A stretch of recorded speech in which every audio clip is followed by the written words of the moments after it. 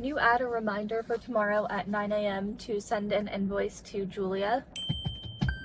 I need to order hangers. I'm making beef bourguignon tomorrow for dinner. Can you make a grocery list for me for that? And I also need to move my 2 p.m. coaching session tomorrow to next week. Can you check in with the client and see if it's possible to reschedule and then do that for me if they approve? Are you a person who has struggled to find the right tools and systems to manage your business? Hi, I'm Charlotte. I'm a private chef, a coach, a content creator, and a business owner. I'm the type of person who likes to do a lot of things at once, which is why I wanted to find a tool that could hold the entirety of my life and my business all in one place with one memory. So in this video, I'm going to tell you about how I used Zoe to build myself a chief of staff and all of the ways that I use it to run my business. And listen, I know everyone and their mom is trying to tell you how to build your own AI chief of staff right now. So I'm going to cut all of the bullshit and give you a step-by-step tutorial. So first, you're just going to type in Zoe Computer, go to their homepage, and you can either use this on your browser or you can download the desktop app and use the app itself. I like to use the app, so I'm going to just go right over there. So now we are at the homepage. Through the whole process of setting up your Zoe, it's going to ask you for your phone number. You can see if I go into my settings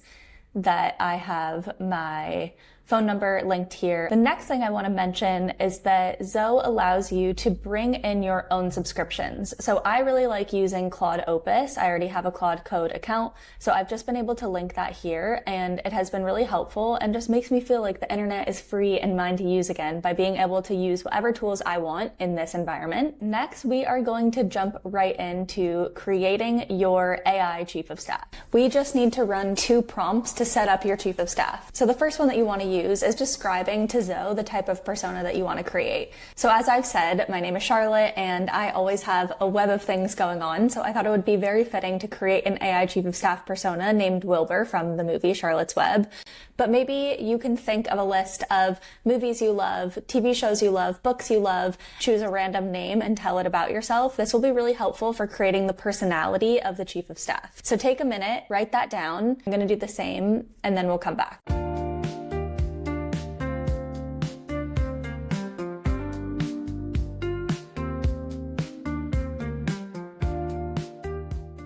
Okay, so once you've given Zoe a little bit more information about the type of persona you want to create, now have it interview you to understand a little bit more about who you are, what your biggest challenges are, what tools you currently use, and it will help you connect all of those tools together so you have all of your memory centralized in one place. Okay, so I just wrote this and it's a huge brain dump of all of the tools that I use, all of the ways that I work. I'm going to send it off and let's see what it comes back with. Okay, so now it's giving me a proposal for all of the things that it wants to build for me. It's asking me more follow-up questions. All of this is going to be super specific to you and what you do and how you work.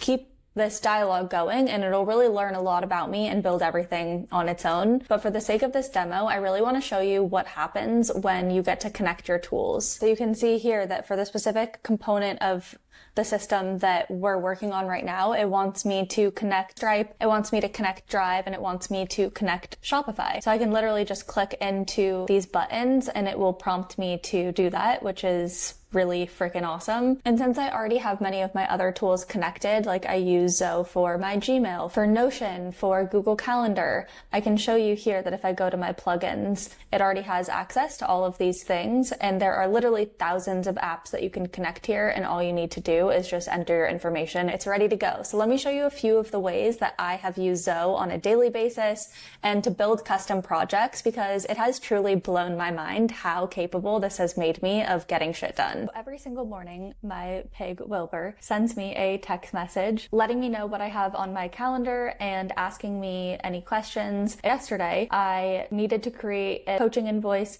and it did that for me, and it is now live here and I can just have Wilbur send it for me. Another example use case. A little while ago, I wanted to pitch someone on becoming my mentor. And so I created, using Zoe, literally just texting like I am doing right now, create a website to pitch this mentor. So it was the 2 of us sitting in a tea garden. And when I press the space bar, it does a dialogue back and forth. If she looked at this, which she did, and said yes, she could just say yes and send it to me. Another example of this is I built a dashboard to track how much money we're spending on moving into our new apartment and add items, and I built all of this using Zoe, either just by texting Wilbur or using the chatbot. Okay, the last thing I want to show you is my Notion, because that's really the home base of where I keep everything. I just use Notion because that's already where my information lives. You could have Zoe build you a custom dashboard. You could use Notion yourself, but it has these individual hubs for all of my projects. It has my top priorities, my tasks by category, different ideas that I have. And the cool thing about this is when I'm on the go, like you saw me in the car sending a voice note, it will actually save things into here. It'll organize them for me. It'll categorize them for me. And then this just becomes a hub that I use, and it stores all of my information, and instead of having it spread across so many different apps. And that's basically it. Now you have an AI chief of staff that can text you a daily brief of your calendar, send payment requests, create invoices for you, edit your website, remind you of your goals, schedule your calendar, process voice notes and store them in the correct place, and create custom tools for you to keep improving your work and your workflow.